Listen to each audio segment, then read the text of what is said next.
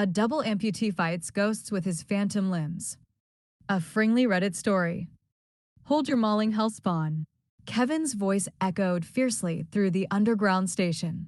At the end of the platform, the snub-nosed red monster lifted its bloody snout from the corpse it had been tearing strips from and looked around, sniffing the air. The high-pitched whine of Kevin's wheelchair whined as he scooted a few feet closer, and the snub-nosed demon shook his head as the noise irritated him. "Where's your master stink demon?"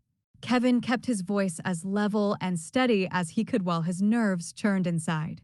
The monster, around the size of a large dog, stepped away from the corpse and emitted a long, low growl. Its muscles rippled under its almost translucent red skin, and the solid red eyes seemed to bore into Kevin. Large claws clacked down on the concrete, and a wisp of fire burned around its muzzle. With a snort, it suddenly charged, covering the 15 feet between them in less than a second. In the wheelchair, Kevin, limbless, seemed also helpless, but as the monster jumped, Kevin's stumps raised. And in mid-air, the monster suddenly stopped with a strange irk noise. Sweat now beaded on Kevin's forehead. Overhead, the lights flickered, and the beast, trapped in mid-air, writhed, but was unable to move or escape. A roar burst from its lips, and spittle rained down, and in the hail of red, spit the sight of Kevin's phantom limbs, outlined in shimmering blue, could be seen. With a twist of his arms, Kevin snapped the demon's neck and flung it aside, onto the tracks. Now, with a small scream of pain, Kevin stood, phantom legs holding him up, but the effort showed as the veins bulged against his face. "Show yourself," the words echoed through the empty station, and eventually were answered with a sinister chuckle from behind him, causing him to spin round. "Well done, Kevin." The air seemed to ripple and shimmer, and from out of nothing a figure stepped forth. It was tall, too tall to be human, over 8 feet and skinnier than any man had been. Dressed like a Victorian gentleman, it was slightly translucent, but its eyes were as black as the hell creatures. Had been red.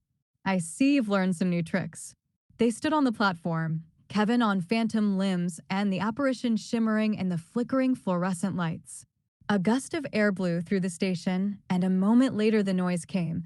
A train was on its way into the station. Niesnuggle. The name escaped Kevin's lips as last, but was lost as the train whooshed into the station. Noise and light where a moment ago there had been the silent staring. A low bong signaled the doors to open, and a hiss of air was matched as Niesnuggle now turned to the train, hands lifted to strike with claws stretching out from his hands. Kevin glanced forward. No way he could contain this beast in time, and so with a lash of psychic energy, he forced the doors on the train shut again. Inside, he could see faces pressed against the windows, and so he reached out, searching the minds of the people on board. At last, he found the driver and shot him a psychic bolt of terror and longing to flee. The effort drained him, and he fell, his legs evaporating beneath him, but the train was moving, wheels spinning as the driver pushed too much power through the train. It would be safe. He would not be. Lying now, helpless and limbless, chair too far to get to and useless even if he could. He felt the hair on the back of his neck stand up as Niesnuggle stood over him. Its voice was like cutting glass and hissed into Kevin's brain, seemingly not even going through his ears. "Psychic arms? Psionic powers? I am impressed, Kevin. When I ripped your limbs from your body and left you to bleed to death in that jungle, I thought I had finished you. It seems I am going to have the pleasure now of killing you again." With effort, Kevin rocked himself onto his back and looked up. Niesnuggle's form was flexing, rippling through forms in its excitement. It preferred its gentleman look, but its true form flexed out its face when it was excited, and it was deeply excited at the thought of killing Kevin. Its arms now had changed and were long, thin blades. Slowly it leaned down and pushed one through each of Kevin's shoulders, pinning him down.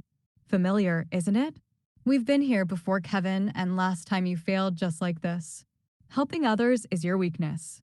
It leaned it, its face now as much as snout as the dead demon beast and breath-like. Rotten flesh. Kevin struggled slightly and tried to turn his face from the smell. Niesnuggle pushed deeper, and Kevin couldn't hold it in. A scream ripped from his chest, long and deep. Niesnuggle drunk it in deeply. At last, the scream ended, although Kevin could feel the tendrils digging into his flesh. His voice was a hoarse whisper, but with Niesnuggle so close it didn't need to be louder. Last time we met, I couldn't do this. He pushed upwards, his psychic hands going through Niesnuggle as easily as the blades had entered his shoulders, splitting the demon beast from the center and slowly ripping him in half. Now it was Niesnuggle time to scream, a primal roar as he writhed, the blades coming loose from Kevin's shoulders.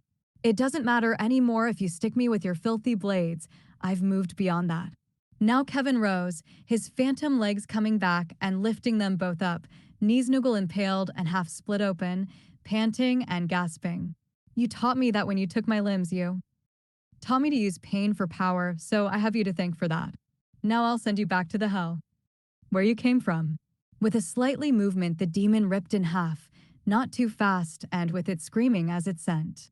Blue blood flowed out and over the platform and splashed all over the walls and Kevin. Kevin's grim face watched every last writing motion until at last he had pulled the beast in complete two.